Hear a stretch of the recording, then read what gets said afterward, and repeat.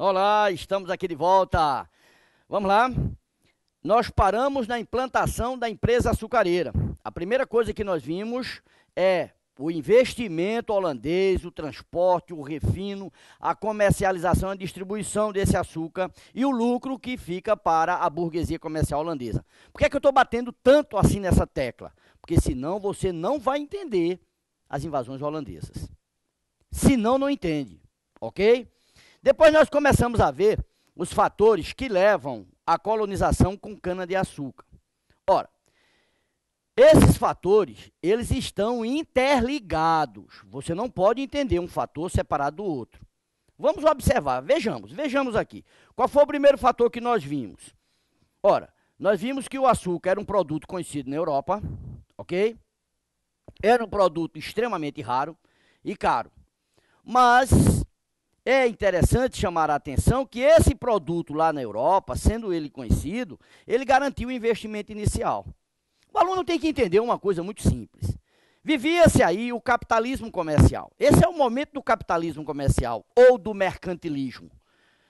Veja bem, a colonização do Brasil, a própria expansão marítima e a colonização do Brasil, né, nós enquadramos isso aí num momento histórico que chamamos de capitalismo comercial ou mercantilismo. Então, por favor, vejam bem, ó, a burguesia holandesa, ela precisava ter, tá certo, a garantia de que o capital aplicado teria retorno. Então, por favor, crianças, vejam, quando a gente diz que o produto, que cana-de-açúcar já era um produto conhecido na Europa, é porque ele garantiria o investimento inicial. O segundo aspecto que nós começamos a ver é justamente a questão de Portugal já ter experiência nessas pequenas ilhas aqui do Atlântico, entendeu? O que Portugal fez foi transplantar essa experiência para sua colônia aqui na América. Mas eu quero chamar a atenção do seguinte, aqui na América não poderia Portugal continuar a açucareira. Ora, se fosse produzido açúcar aqui em pequena escala, você tem que analisar, Ricardo, aqui, por favor. Você tem que analisar o seguinte, o açúcar continuaria sendo um produto raro na Europa. Então, não ia adiantar de nada. E o segundo aspecto, rapaz, é muita terra. Tem que ser tratada a terra, derrubar parte da Mata Atlântica e tal, para poder plantar cana-de-açúcar. Preparar a terra, plantar a cana, esperar as safras, né, para poder beneficiar, ou seja, transformar em açúcar. Isso levaria um certo tempo, e é aí onde entra a questão do capital. Então, não poderia Portugal, juntamente com a burguesia comercial financeira holandesa, implantar aqui uma microempresa, rapaz. Teria que ser implantada uma macroempresa. Então, por favor, vejam, o primeiro aspecto é que o açúcar já era um produto conhecido na Europa. O segundo aspecto, certo, é que Portugal já tinha experiência, certo? E um terceiro aspecto aqui, que a gente tem que analisar direitinho, com bastante carinho, é a questão ecológica.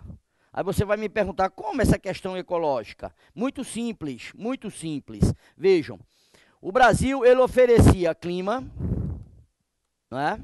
Clima, esse clima seria um clima úmido, certo? Um clima úmido e quente. Ou seja, quente e chuvoso.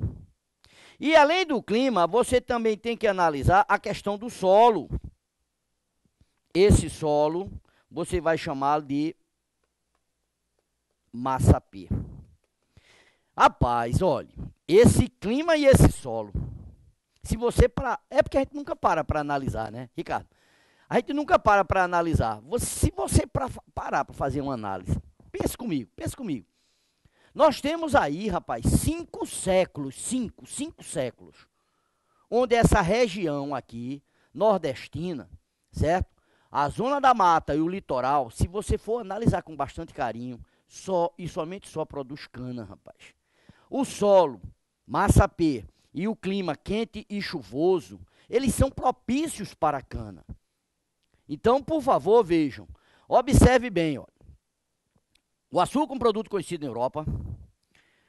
Portugal já tinha experiência, até porque já plantara cana naquelas suas ilhas do Atlântico, certo? O Brasil oferecia as condições ecológicas de clima e solo. Se você olhar direitinho, esses fatores eles estão interligados. Pense nisso. Imagine você, imagine assim. Portugal já tinha experiência, o açúcar era um produto conhecido na Europa, mas e o Brasil não oferecesse as condições ecológicas? Seria implantada a empresa açucareira? Claro que não. Então, esses fatores eles estão interligados. E agora vem um último fator que eu acho de uma importância imensa. É a questão da mão de obra. Por favor, vejam bem aqui, ó. A questão da mão de obra, essa questão da mão de obra, vejam, a mão de obra. Eu quero chamar a atenção, porque aí vai envolver a questão negra. Por favor, crianças, olhem bem, vejam.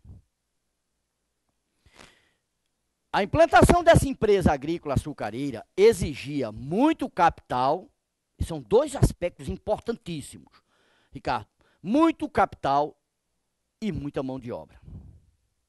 O capital, a solução foi aquela, recorrer ao capital holandês. Tudo bem, isso aí já está solucionado.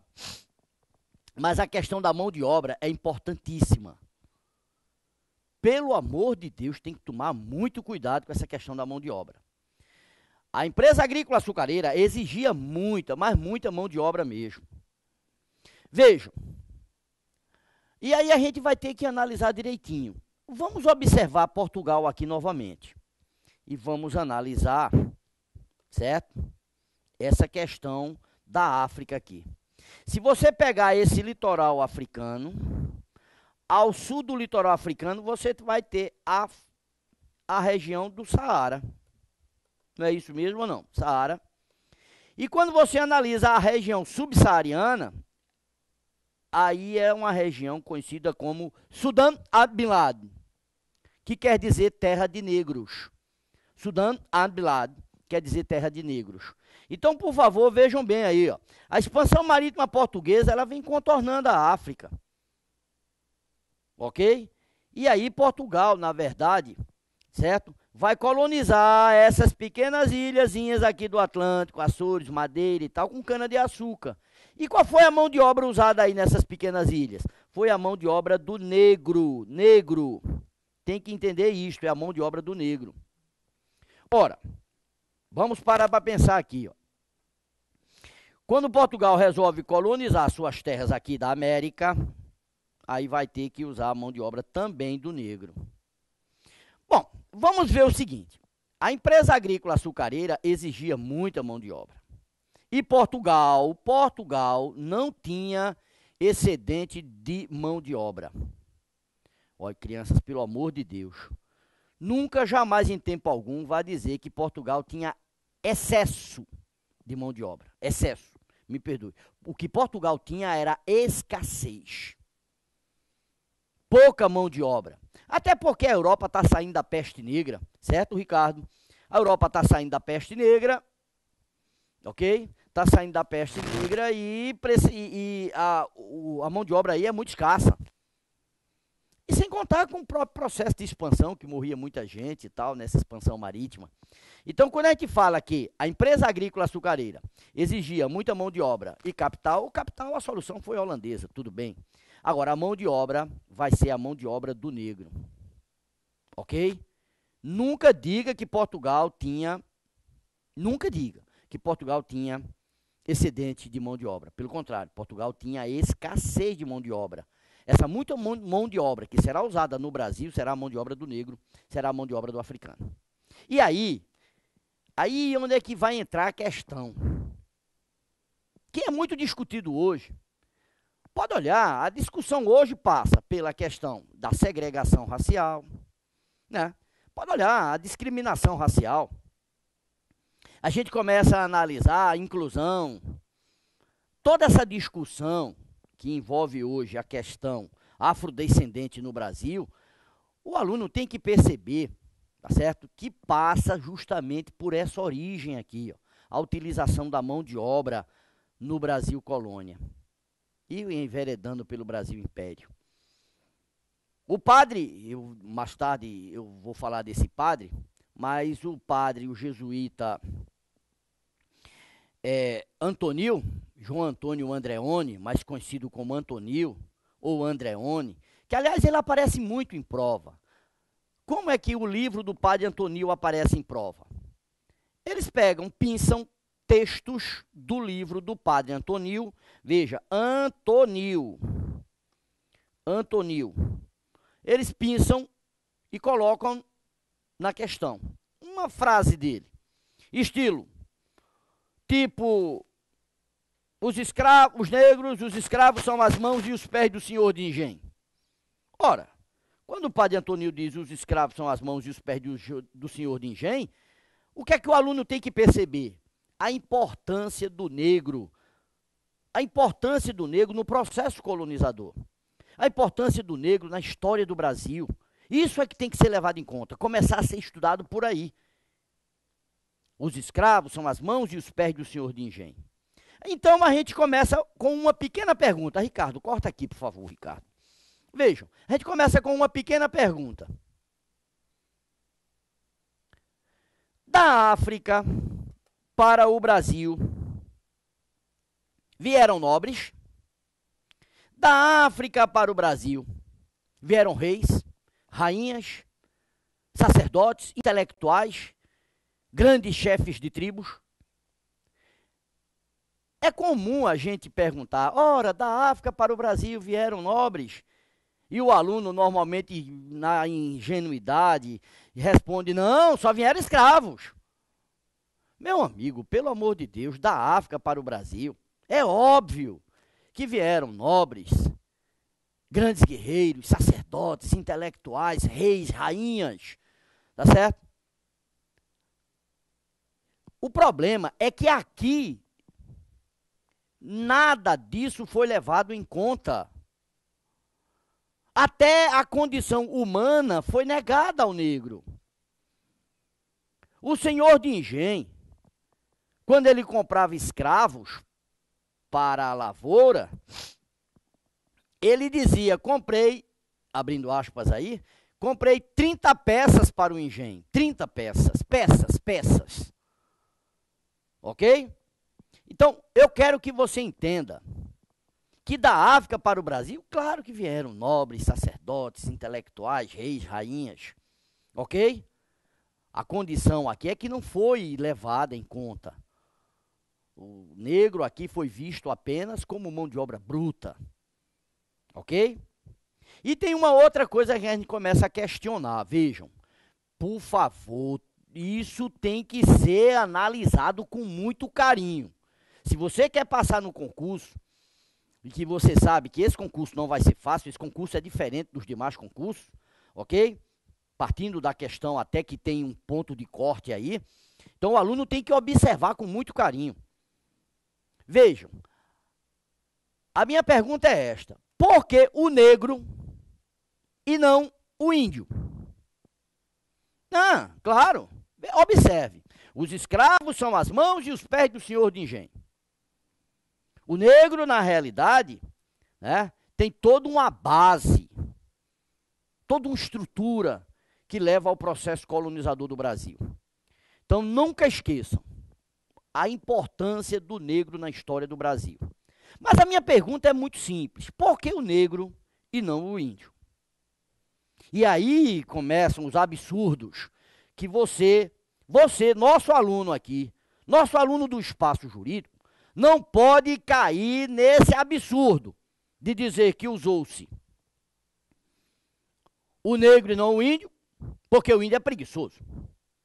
Isso nunca, jamais, em tempo algum, diga na sua vida. Porque são realidades diferentes. Você está esquecendo a realidade do índio. O europeu, quando aqui chegou, vivia o momento do capitalismo, o capitalismo comercial, era o mercantilismo. E o índio aqui ainda vivia a Idade da Pedra. Era seminômade. Então, dizer que o índio é preguiçoso, isso aí foi um estereótipo criado pelo colonizador. Você, se afirmar isso, você está esquecendo a realidade do índio. É como se você pegasse, eu sempre dou esse exemplo, você pegar um jovem aqui, como o Ricardo, por exemplo, que está trabalhando aqui conosco, aí nessa edição, pegue Ricardo aí, dê-lhe uma enxada e mande-o trabalhar lá no Alto Sertão do São Francisco, arando a terra bruta ali. E fique observando de longe. Você vai ver que Ricardo não sabe o que fazer com aquela enxada. Vai se escorar num cabo de enxada, vai procurar uma sombra e você de longe vai dizer, mas que bichinho preguiçoso. Você está esquecendo a realidade do Ricardo. É a mesma coisa, o estereótipo que foi criado em torno do índio. Dizer que o índio é preguiçoso é esquecer a realidade. Outro erro que é comum cometer-se é dizer que usou-se o negro e não o índio porque o índio resistiu. O índio resistiu, flecha, arco e tal, pá. Meu amigo, quando você diz isso, que o índio resistiu, em outras palavras, você está dizendo que o negro não resistiu. Concorda? Entenda bem. Você já ouviu falar de quilombos? Já ouviu falar de quilombos, não já?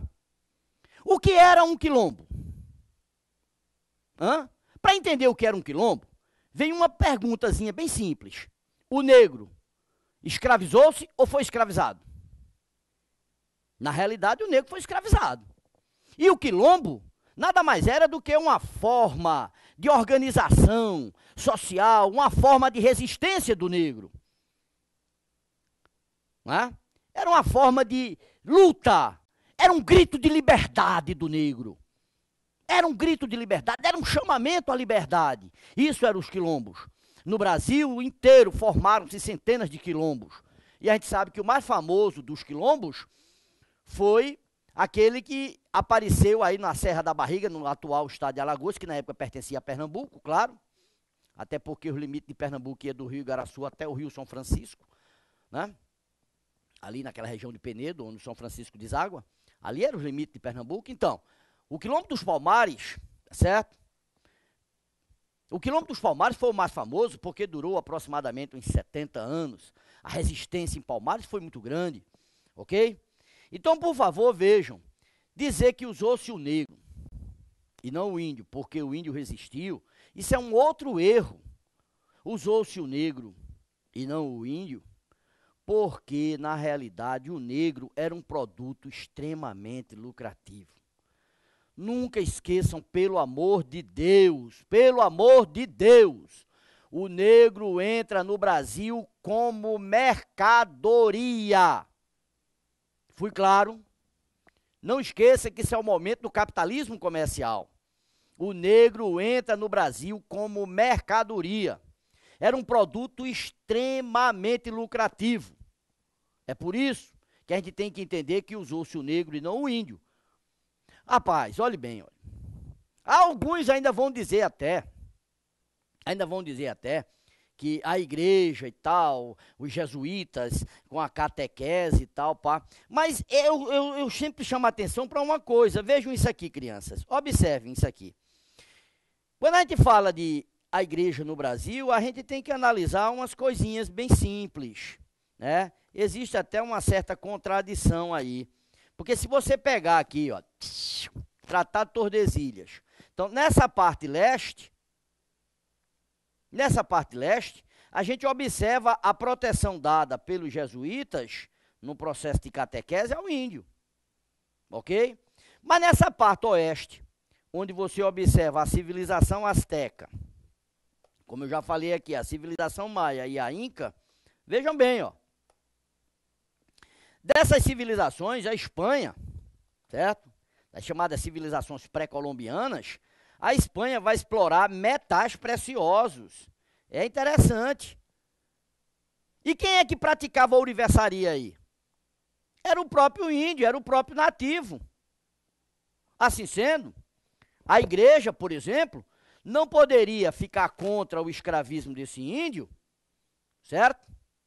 Porque ela estaria entrando em choque com o Estado metropolitano espanhol e com sua burguesia.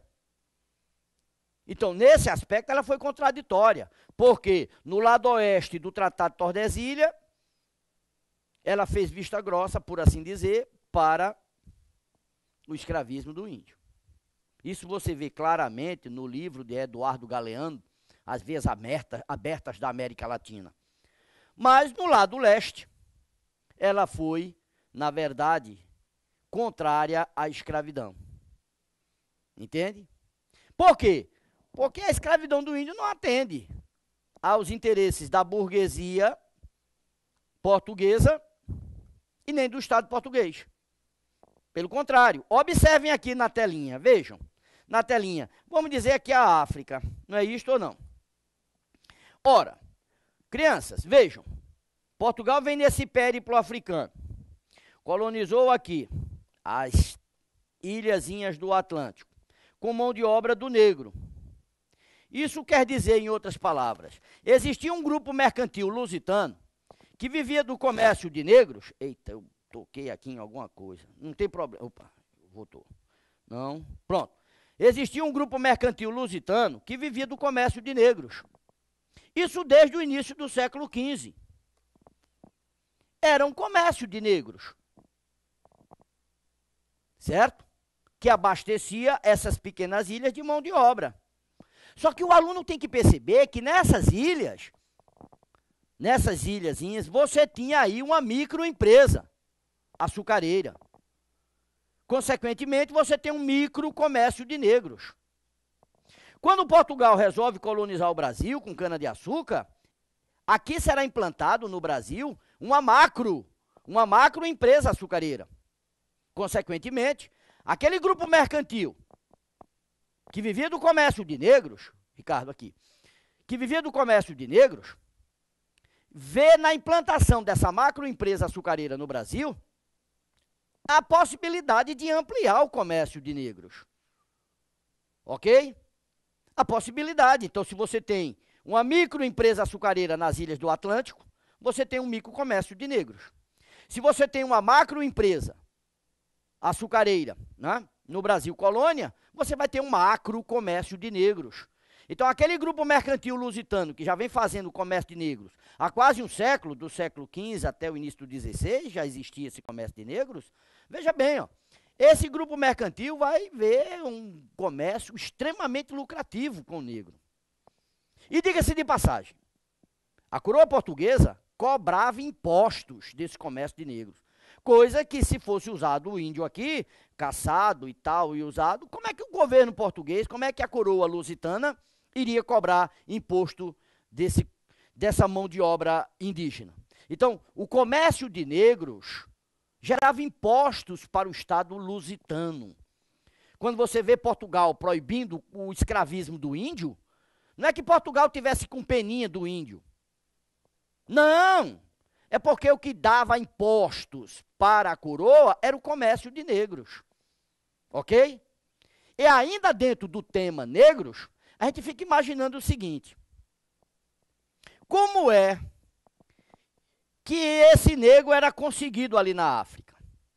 Ora, a gente tem que observar duas coisas. Vamos analisar aqui. Deixa eu apagar isso aqui para você entender direitinho. Observe isso aqui, crianças. Vejam. Vamos analisar aqui. África. Muito bem, vejam. Portugal. Eu quero que vocês entendam o seguinte. A primeira atitude, né? A primeira forma de se conseguir negro aqui é através da caça.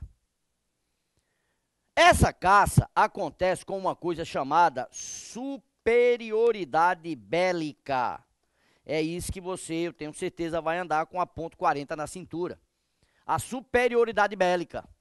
Ora, você vai observar armas de fogo, a pólvora, contra paus e tacapes desses negrinhos aqui. Então tem a superioridade bélica. O negro era caçado. É o que a gente vai chamar de apresamento do negro. Ok? Caçava-se o negro aqui e vendia-se nessas ilhazinhas aqui do Atlântico. Tranquilo. Quando Portugal resolve colonizar o Brasil com cana-de-açúcar, ok? Implantando aqui uma macroempresa, lá para o lado do recôncavo baiano, vai aparecer a produção de um produto que é de origem americana, que é o tabaco. O tabaco é de origem americana. O europeu não conhecia o tabaco. O negro não conhecia o tabaco. O que é que o colonizador português vai fazer? Vai pegar toda essa produção de tabaco aqui, vai viciar o negro em tabaco, certo? Viciando o negro. Isso, rapaz, é a droga de hoje. Vicia. Quando o cara está viciado, corta o fornecimento. Ah, mas eu quero o tabaco. O tabaco é coisa boa e tal, pá. Ricardo, aqui. Queremos tabaco. Aí, vocês querem tabaco? Então vamos negociar. Isso vai estimular a luta entre as tribos africanas, onde a tribo vencida era aprisionada pela vencedora para ser trocada por tabaco. Isso aí a gente vai mostrar quando a gente estiver falando de produtos secundários da cana. É o tabaco. Isso aí será uma coisa, aqui na telinha, Ricardo, vai ser uma coisa que nós vamos chamar de quê? Nós vamos chamar de escambo. Escambo. O que é o escambo? É a troca de produto por produto. Então, por favor, crianças, vejam. Nunca esqueçam essas coisinhas básicas. O negro entra no Brasil como mercadoria. Isso é o capitalismo comercial. Ok? A princípio foi caçado, certo? Caçado e depois comercializado. E o produto que vai aparecer como moeda de troca, gerando aí o escambo, é justamente o quê? O tabaco. Fui claro aí ou não? Tem que entender isso com carinho. E aí você tem que ver o seguinte, da África para o Brasil vieram justamente nobres, sacerdotes e tal, pá. Isso aí a gente já viu, já discutiu, isso aí não, você não pode errar isso aí, certo? Então, por favor, a pergunta que de vez em quando cai em prova nesses concursos é justamente esta, por que o negro e não o índio? Aí, se você não quiser discutir a coisa toda, lembre-se justamente disso aí, mercadoria. Mercadoria, o negro entra no Brasil como mercadoria. É um produto extremamente lucrativo. Isso é o capitalismo comercial. Fui claro aí ou não? Então, por favor, vejam. Analisar agora. O Brasil oferecia as condições ecológicas, a questão do capital vai ser o capital holandês, a questão da mão de obra vai ser resolvida com o negro, até porque Portugal não tem excesso de mão de obra, pelo contrário, tem escassez. E tem uma coisa, mesmo que Portugal tivesse excedente de mão de obra, fica uma pergunta, quem sairia de Portugal para vir ser um assalariado do campo aqui? Quem? Já pararam para pensar? E tem mais. E tem mais uma coisinha que eu acho interessantíssima. Se aqui fosse usado uma mão de obra assalariada, isso geraria um custo de produção alto. Um custo de produção alto. Porque você tendo um custo de produção alto aqui, o açúcar chegaria na Europa caro. Então teria que ser produzido com mão de obra escrava, porque o custo de mão de obra, o custo de produção seria baixo e o produto chegaria na Europa barato. Ok? Então, por favor, crianças, vejam os aspectos que levam Portugal a colonizar o Brasil com cana-de-açúcar. A condição ecológica, o açúcar já era um produto conhecido da Europa, Portugal já tinha experiência daquelas ilhas ultramarinas, foi claro, e a questão do negro. Essa questão do negro você tem que analisar com muito carinho. Muito carinho. Da África para o Brasil, vieram nobres e tal, papapá.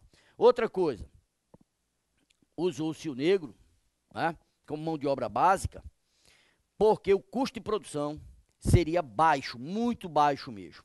Então, pessoal, por favor, agora nós vamos deixar para o próximo bloco analisar alguns detalhes sobre a empresa açucareira. A primeira coisa foi esta, a participação holandesa e os fatores que levaram Portugal a colonizar o Brasil com cana-de-açúcar. Não foi um produto escolhido à toa, a esmo. Vocês viram que o açúcar garantiria o investimento inicial. Então, no próximo bloco, nós vamos falar detalhes da empresa açucareira. Volto já!